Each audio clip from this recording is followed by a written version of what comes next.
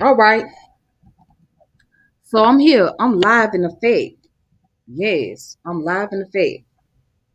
All right. So today I want to go ahead and get into it because this conversation had me really thinking, or this topic had me really thinking about a lot of things and how this brings about a division in our community. So I want to get into the subject about the Pookie and RayRay nomenclature. So nomenclature is the title, the name that is given. All right. So oftentimes we hear about someone being called Pookie and RayRay. Okay. And we wonder, well, where did that come from? Why did that come into existence? How did that even come into place? So why are we going around here and making stereotype about especially black men that come from a certain environment? And so that's many question that goes along with, well, who is the Pookies and RayRays? And why are they associated with that negative stigma? And does that represent the form of racial epithet? Mean that does it represent a form of racism? So before I go there, I just want to make sure you guys like the channel, subscribe to the channel, and hit the notification bell. Okay. All right. So let's go ahead. Let's look up the term racial epithet.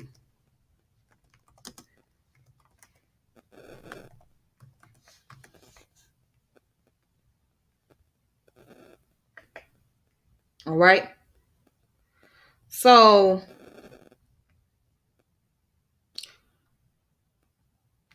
racial epithet.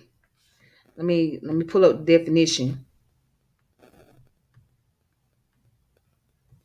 All righty, I got it.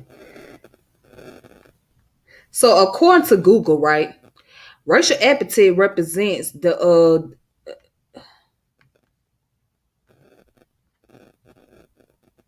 it so racial epithets are the derogatory expression understood to convey contempt and hatred towards their target. So so what I'm saying is in this case, Pookie and RayRay has been used as a derogatory term as a way to describe African American males from the inner city. So now, if you don't believe me, you can go on urbandictionary.com. Now, Urban Dictionary may not be as reliable as you think, but basically, Urban Dictionary deals with a lot of terminology that we use in our culture, in our African American vernacular English, right? And it goes into the slangs and all that. What's the meaning behind them? So let's look up the term let's look up what Pookie and RayRay mean according to Urban Dictionary.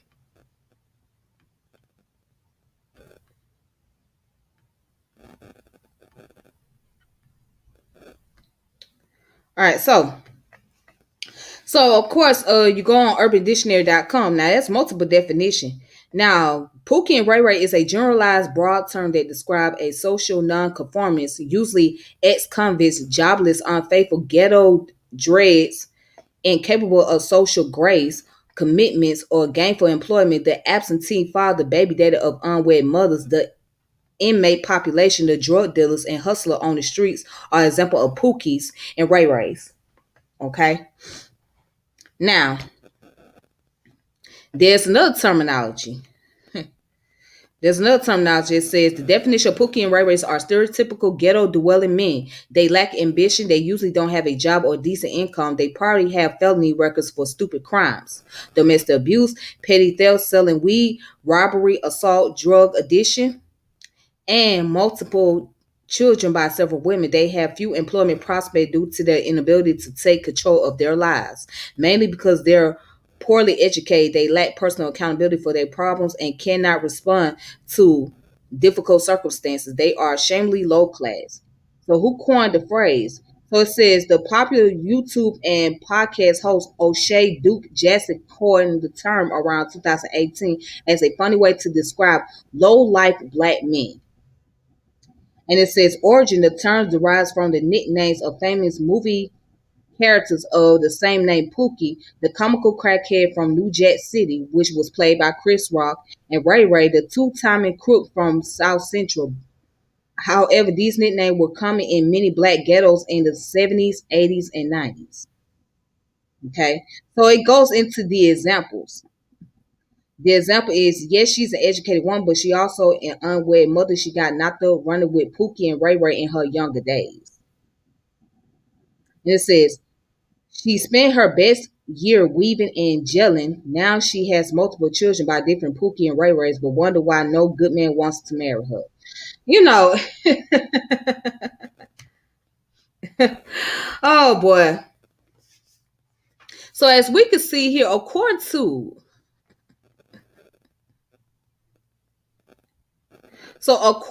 the definition on Urban Dictionary, right, Pookie RayRay is often associated with those who come from a low class community.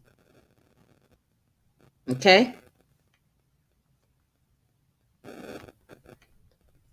So Pookie and RayRay is often associated with those who come from a low class community, who normally come from the inner city. Now, I'm not sitting here and saying that there aren't any good men or there are men that aren't terrible, because there are terrible men out here, but they don't just have to be reduced to those that's in the inner city community. You got men who portray themselves as good men, but on the low key, they are the Pookies or the so-called Pookies and RayRays. But this is a way that we have created a division amongst ourselves to separate ourselves from the lower class and upper class. And we don't realize that we take on that racial mentality when we call each other that. And I have been guilty of calling somebody a Pookie and RayRay. You know what I'm saying? I've been guilty of that. But here's the thing. I should know better because I come from an inner city myself. I come from the urban community. So I know what it's like growing up around men who were drug dealers, who were felons, who were homeless, drug addicts, etc. I even had those men in my family. Okay. So I understand, I know what it's like. So, but we never know what their circumstances are and how they got to that point. Now, there are those of them that chose to go down that route and live that lifestyle and do whatever, right? But then there are those of them who was placed in a circumstance and their life was pretty much pushed on the edge. But then the question becomes, well, what created the Pookies and RayRays that we talk about today? What created them? What made them what they are? How did they come into existence? See, this is where we got to look at the culture that we live in and see people, especially our black folks who are in the upper class community, middle class, right? They don't understand that you fall into a trap. Now, it's one thing you don't like somebody's personality, they characteristic or whatnot. Then yeah, that's a different story. But you gotta look at how the social stigma has created a division amongst us, has caused us to really see each other in a different light. And I can't stand for the sake of the argument. I can't stand when I see bougie black folks, right? That walk around with their nose stuck up in the air like they greater and holier than thou.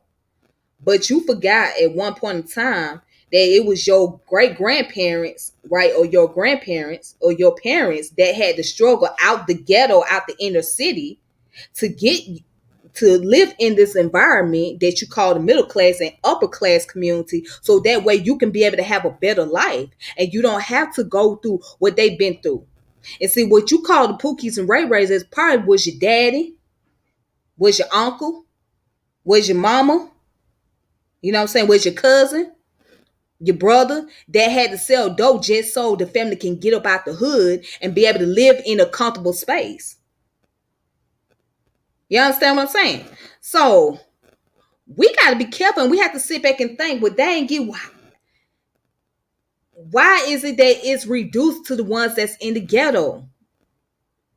Why is it reduced to the people that live in the inner city community? Why is it every negative stereotype about black people is always targeting those that's in the inner city community?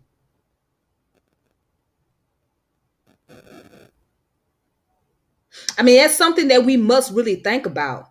And I'm going to tell you why I'm really inspired to do this video. So there was a young lady, and I'm not going to say the young lady's name out of respect for her. So all right, I don't want to put her name out there, but I'm going to read the post that she posted up. And this is what really had me thinking. I said, well, dang, Gee, she made a good point, because I seen somebody share her post. And I said, you know what? She makes a good argument.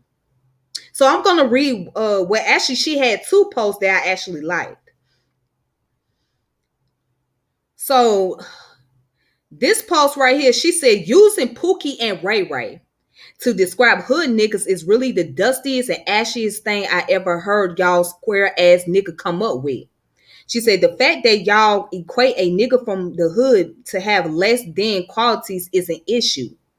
Then she also goes on to say, maybe, just maybe, y'all lame, fake, nice guy persona niggas are getting overlooked because Pookie and RayRay too busy handling business and getting the money that you think they don't have, instead of winning on Umar Johnson internet all day about other niggas.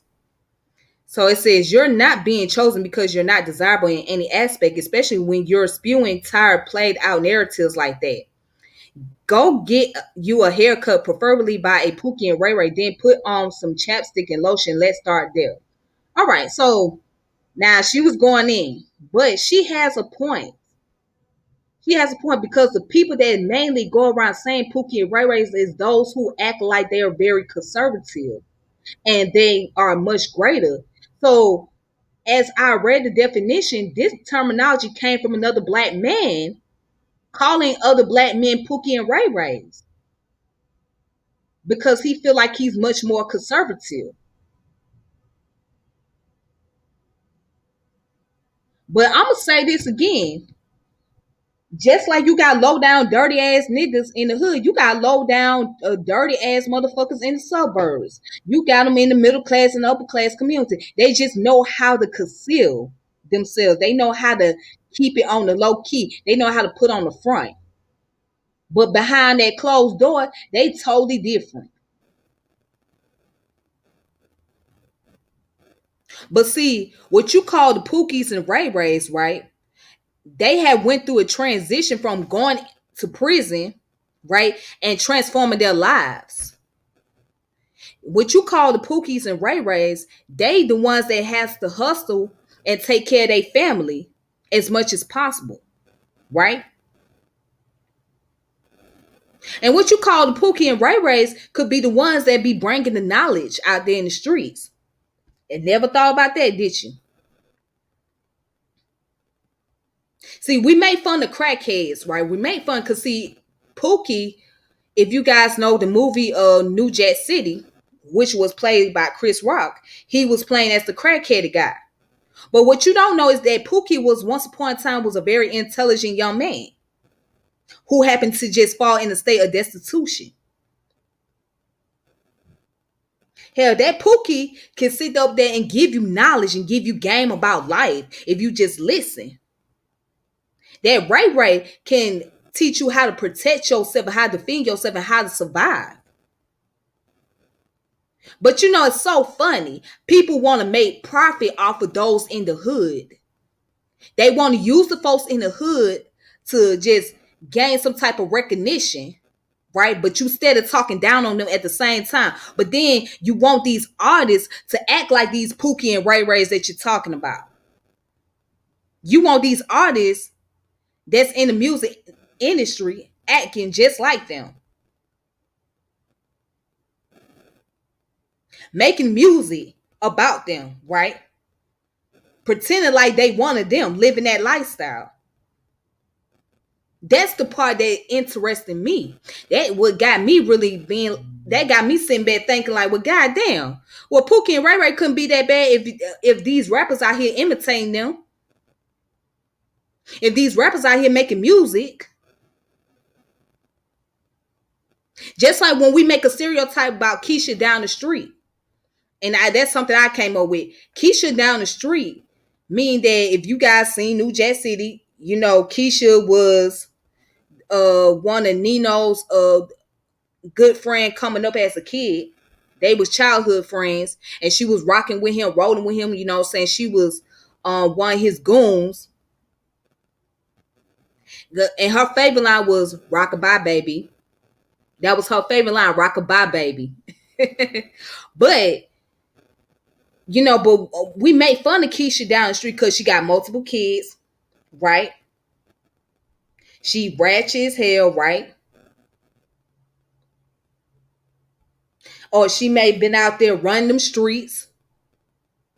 She might have been out there gambling, doing all that shit. But we don't even know Keisha's story.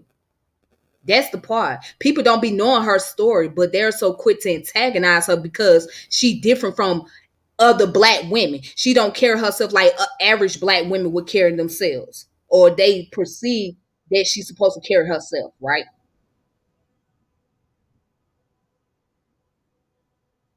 I mean, I'm gonna say this: you can't save everybody, you can't help everybody, but for those that really want to be helped, you can reach out to them. Now, I'm gonna give an example, right?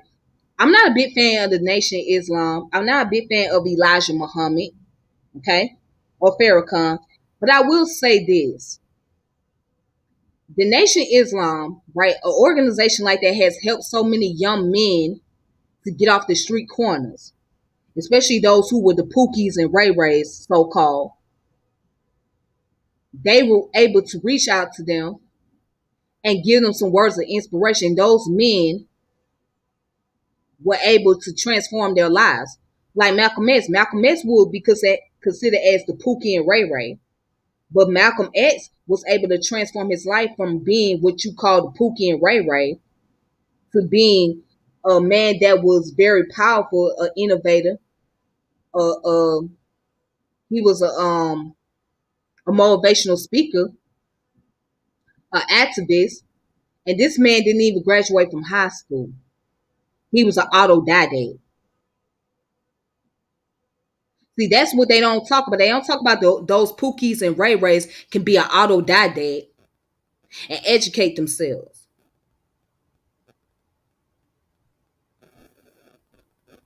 You know, and I'm gonna read something that somebody posted on my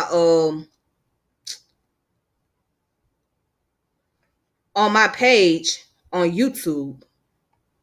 I'm gonna read this because this is why we need to really like carefully start asking questions here.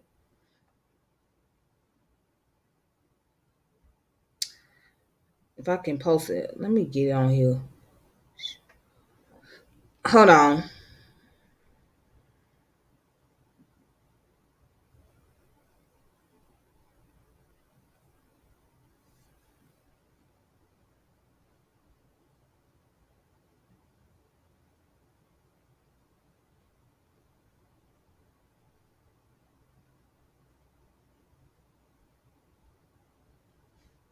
Okay, hold on. Hold up.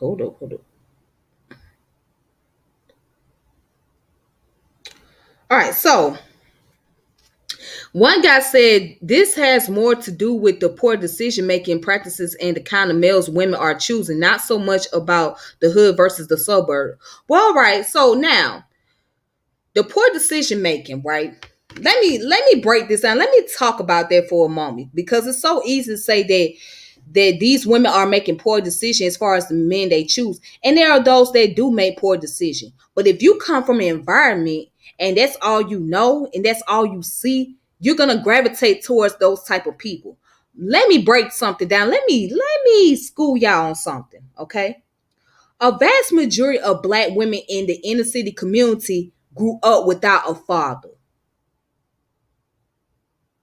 They grew up without a father figure.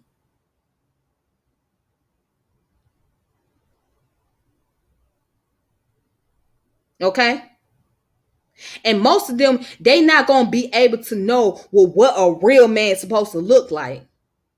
They envision of what a real man look like based on what they see on television, right? Wherever the image that is being produced, or what they see in their environment. And you cannot really blame those women for going after the men that's in their environment because that's all they see, that's all they know. So what you may call a Pookie and RayRay, that Pookie and RayRay might be treat her like she's a woman. He might make her feel comfortable. Now he might be doing some low down dirty shit on the low key, might be messing around with other women, but he make her feel like she's comfortable and she don't have to feel like she is in a place where she's not secured.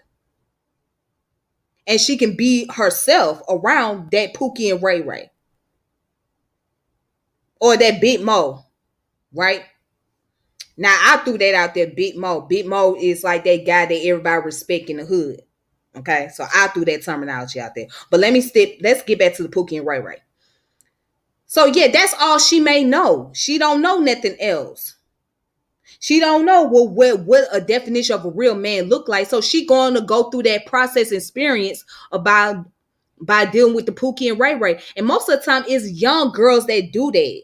These are young teenage girls that get involved with those type of guys because that's all they see in their environment. That's all they pick up on. So they didn't have a father figure.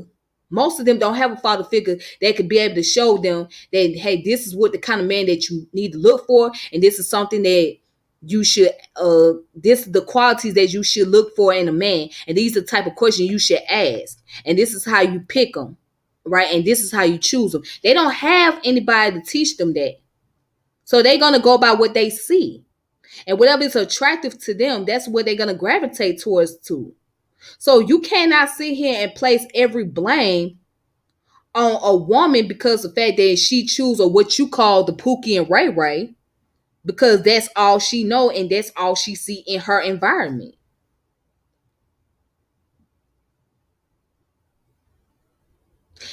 And again, any man could be the Pookie and RayRay.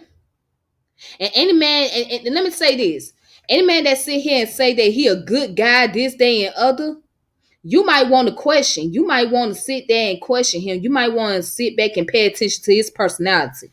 That's who you need to pay attention to. Because anybody that walk around here and say, well, I'm a good dude, I'm this, day. Okay, well, you may perceive yourself as a good dude, but then what you say may not line up to what your action is.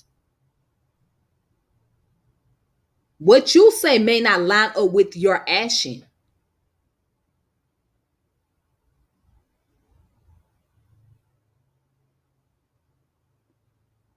Now, I'm going to tell y'all a little story. So, I used to read urban fiction novel back in the day when I was a teenager. And I never forget, it was this one book I read. I don't know the name. I don't remember the title of the book or the name of the author, but it was a story about a young lady, right? She came from a middle class family. Well, check this out. Now, she came from a middle class family, okay? However, I think she was going to school because she wanted to get into art. She was very artistic. She liked to draw and all of that. So there was a guy that came from her neighborhood who was also in the middle class as well, a black guy. But then there was another young man who came from a lower class community, and he was in and out of prison. He was a local drug dealer or something, right? He was living that street life. So she fell for the guy that came from the inner city community than the guy from the middle class. And she didn't like the guy from the middle class, not because of the fact that he was from the middle class, but she didn't like his attitude because he was very conceited. And he thought too highly of himself. So he was too arrogant. And she didn't find that very attractive about him. But her parents thought that, oh, he was a good young man. He was a decent young man, and she should get with him. But she saw something totally different from what her parents saw. So she was attracted to the young man that came from the hood. And although he came from the hood, she seen that he was very humble, that he was very respectful, and he was very creative, and they was able to have a decent conversation. So she felt like she was able to be herself and have a conversation with somebody that was, that was on the same level as her. So she didn't feel like she had to be uptight or anything. She just was able to dialogue with him, and they were able to connect. All right. So, anyways, going down in the book, there was an incident where she ended up getting raped. Yeah, she ended up getting raped. Wait a minute.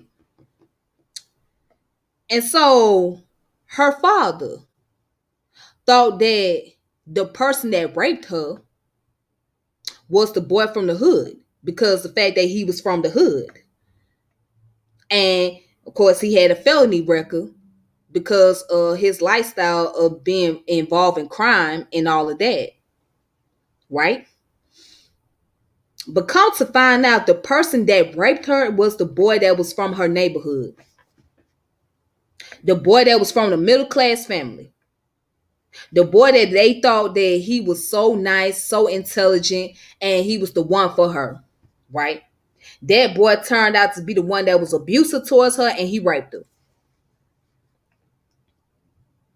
So the father was very shocked. He was shocked to even find out that, wow, this young man I spoke very highly of would turn around and take advantage of my daughter. Yeah, take advantage of his daughter. He was very hurt by that because he couldn't believe it. He could not believe that this man would do anything to hurt his child, but he did.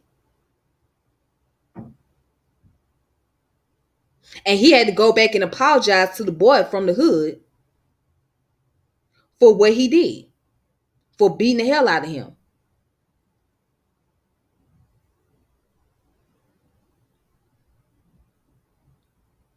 Now, I just want y'all to think about that for a moment. And just like we recall in that movie ATL, right? So ATL movie, Lauren London played the character Nunu. Okay, Nunu. She played the character Nunu, and T.I. played Rashad. Okay. So Nunu was from a middle class family, and Rashad came from a lower class community. Okay. He was raised by his uncle because his parents were killed in a car accident. So his uncle took him and his brother in and raised them. And they was raised in the hood. They was raised in the hood on the southwest side of Atlanta, Zone 4. Right? And Nunu was raised somewhere in Buckhead. But here we go. Long story short, right? Nunu wanted to be like the regular kids in the ghetto. Nunu did not want to be like the kids in the middle class. So she was going skating ring. She was going to the skating ring and everything. So she kept it a secret from Rashad that she was from the middle class and who her father was. And it wasn't until Rashad's friend told him about Nunu, because he actually has some type of, I think he was doing some type of apprenticeship with Nunu's dad. So so when when Rashad's best friend found out that Nunu, who Nunu's father was, and he seen her coming down the stairs, he was shocked. And Rashad was shocked too. Rashad was like, dang, why you didn't tell me this? And she didn't want to tell him because she was ashamed. And then here's the twist about Nunu's daddy. Nunu's daddy was a drug dealer. Nunu daddy was a drug dealer, and he happened to make enough profit to live in the mansion in Buckhead.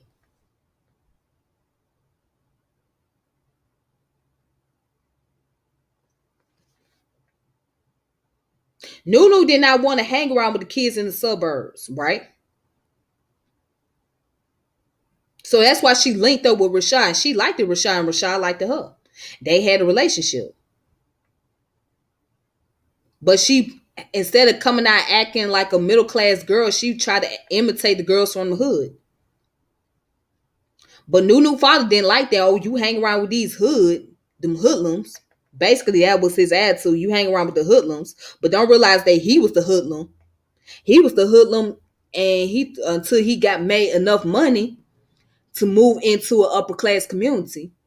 So pretty much, Daddy forgot where he came from. Or he tried to forget where he come from.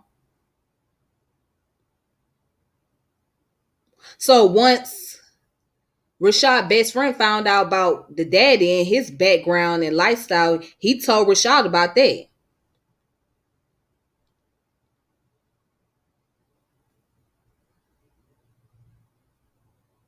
You see? So what I'm saying is to say this to say that based on those storylines, right? Sometimes what you call the Pookies and RayRays is not always what you think they are.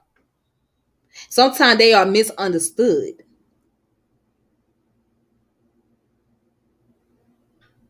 They may not be the bad guys like you really think. They might be the innocent ones that just happen to be caught up in the lifestyle.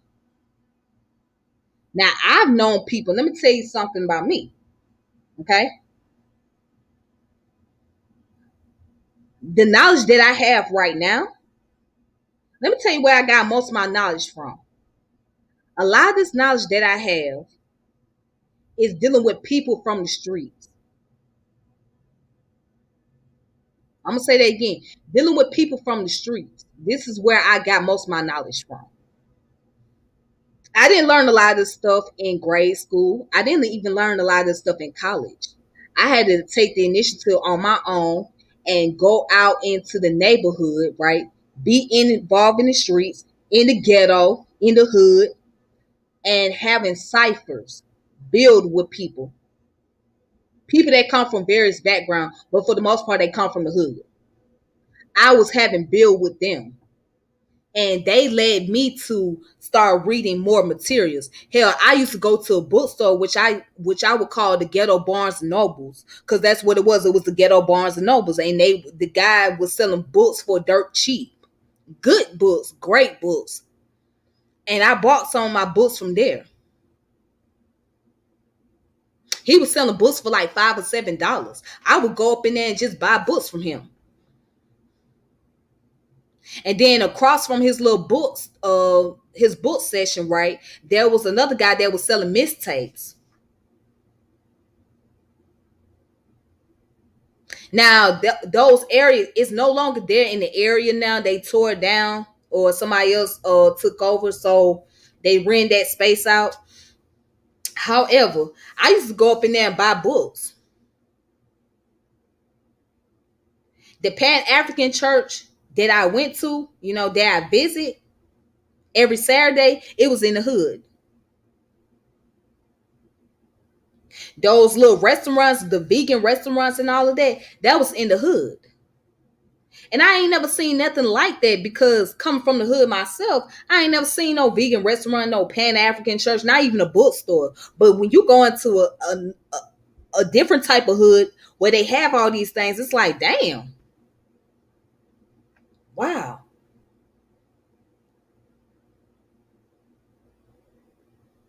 So I learned this knowledge just by building with people who came from the inner city, who had, where most of them didn't even have degrees. Okay. Now there were those of them who were pseudo, if you want to call them, they were pseudo, yes. And there were those of them who were pretty much legitimate and that was on the right path. So it took me to go through the pseudo knowledge, right, to get to the knowledge of dealing with legitimate information. Okay. It took me to build with those who will be perceived as the Pookie and RayRays, to go to those who are the scholars. Okay. But most of this information I got it from being in the streets. By being out there in the streets, not talking about doing no criminal activity and anything like that, but being out there just talking to people, building with folks, having little ciphers.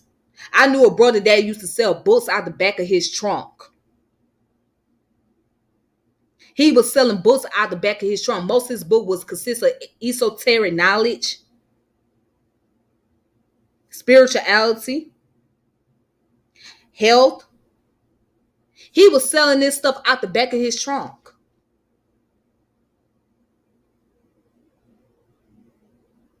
And we used to stand around in the little parking lot and we used to just build. And we'll be out there till damn near to the sun go down or to the sunset.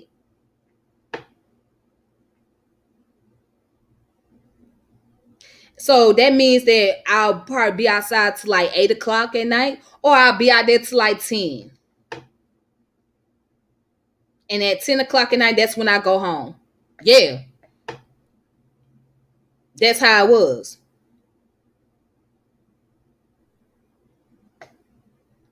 That's how I got my knowledge. And that was my stepping stone. From there, I went on and did it independently. I was able to link up with other people. That, and guess what? They came from that lifestyle. They came from the streets. There were those who came, they were felons. There were those of them who were gang members. I'm talking about members of Bloods, Crips, Vice Lord, you name them. That's who I build with. These are the people that inspire me to be more intellectual, be more intellectually inclined. And I was very intrigued by that. I was like, damn, I ain't never think I could build with somebody that was from the gang, but that knows so much information, like stuff like this. Like, damn, that's very rare. I didn't think I was gonna ever come across that. Cause I had stereotypes about certain people from the gang, cause all I thought they knew was just the street life and that was it. But nah, they was also academically smart. They was also book smart. And I learned so much from them just by having conversation with them. I done went to school and I used to hang out with people who was in the gang. That was my little clique and my little friendship. Those who were in the gang.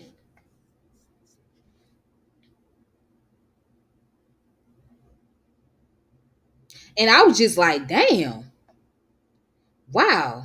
And then, you know what's so funny? Kids, when they go to school, you know, kids learn better from other kids than they do with their own teachers. Again, kids learn better from other students than they would do with their own teachers. Because the students, when they work in groups together, they can be inspired by each other, right? But when they sit there listen to a teacher, it become boring and it become tiresome and it becomes overwhelming. But they learn better with each other. So when I was in college, I took some great courses, but I didn't study a lot on Black history.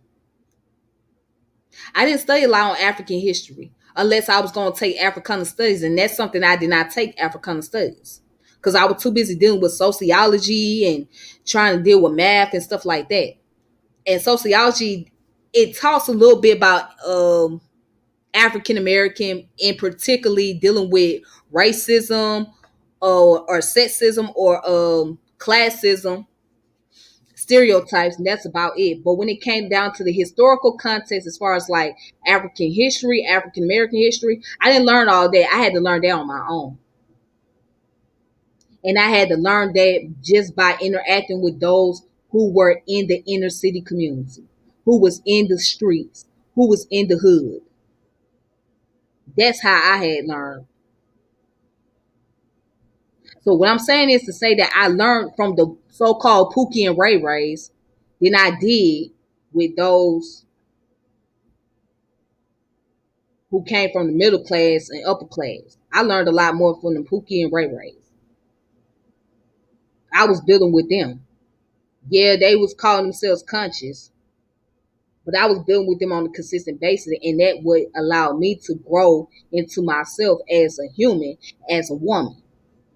And most of the people that I was talking to, they were males, black men.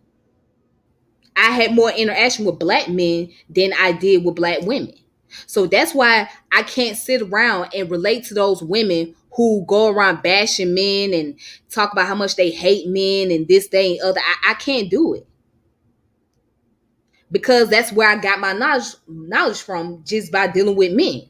If it wasn't for these men, I wouldn't be where I'm at today. So I have to give credit for that.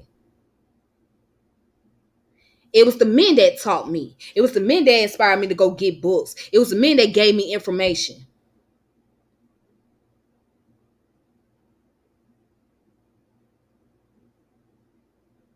All right. And it was those of them that was involved in organization or spiritual movements or whatever.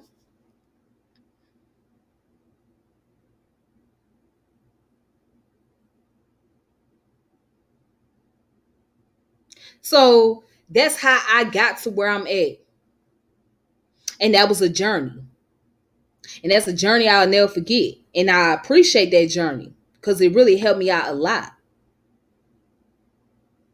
Being out there building until like 7 or 8 or 9 o'clock at night.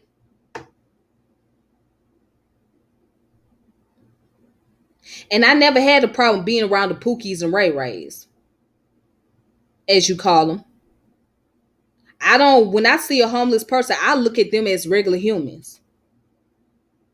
I don't sit down, look down on them, or talk down on them because it's like you see them so much, you it doesn't phase you. It doesn't really bother you. As long as they not trying to harm you or put you in danger, I don't say anything. Now it breaks my heart to see so many homeless people around, but I'm so used to that because that's the kind of environment I come from. So I'm used to seeing homeless people or seeing those who are drug addicts or those who are drug dealers or those who are in the streets. I'm used to seeing them and I don't be phased by them. As long as they don't do anything to harass me or put me in harm's way or put me in danger or anything like that, they don't bother me. You know, when I see them, hey, how y'all doing today? What's up? How you doing? And just go on by my business. See, the ones that got a problem, when they use the label Pookie and RayRay, they feel intimidated by those individuals. They feel some kind of way. They don't feel comfortable.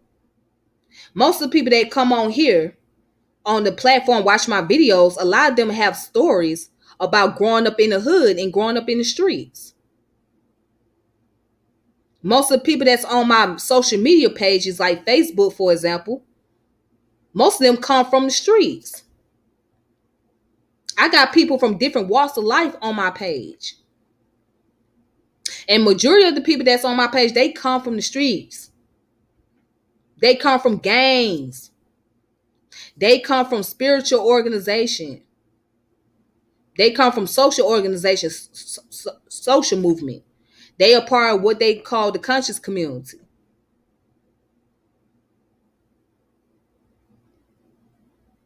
I dialogue with these people all the time, every day on my page.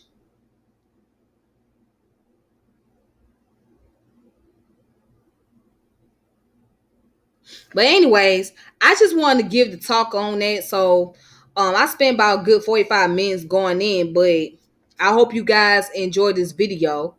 And as I said before, we have to sit back and think about when we say things like the Pookies and RayRays. We have to be careful of that because you're creating division. You're a part of the classism. because you automatically put label on somebody just because they come from a certain type of background without actually knowing their stories or what they've been through. You know what I'm saying? You place label on them, you put a stamp on them without even giving them a chance. And our people don't realize that you create that division when you thinking because you from a middle class community or you so conservative that you better and you way greater than the ones down below or those who might be in a lower class neighborhood. You think because you so articulating. Oh, don't get me started. You think because you so articulating that you are so properly educated, that you're much greater, but yes, your ass is fucked up and you owe a lot of student loans and shit. You behind on your house payment, your car payment, your credit card payment. But let's ask a question. How did you end up with your 2 or 3 degrees? Hmm?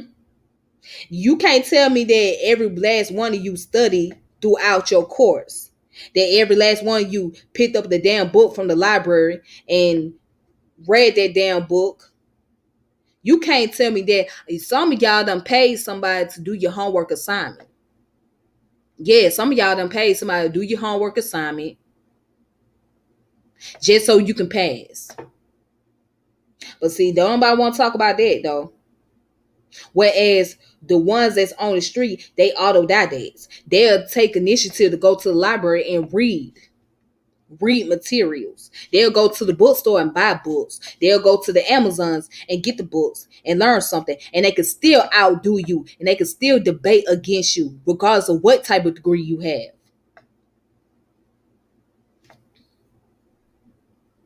But anyways, you guys, I just want to tell y'all I appreciate you guys coming in and watching this video. Make sure you like and subscribe and hit the notification bell and share the channel, okay? So anyways, this your girl Tiffany, and I'm logging on saying peace and power elevation be to all of you. Be safe, and until next time, deuces. And shout out to the chat. Let me see if anybody else on here gave commentaries. So, because sometimes I can't see it on YouTube. So let me see something.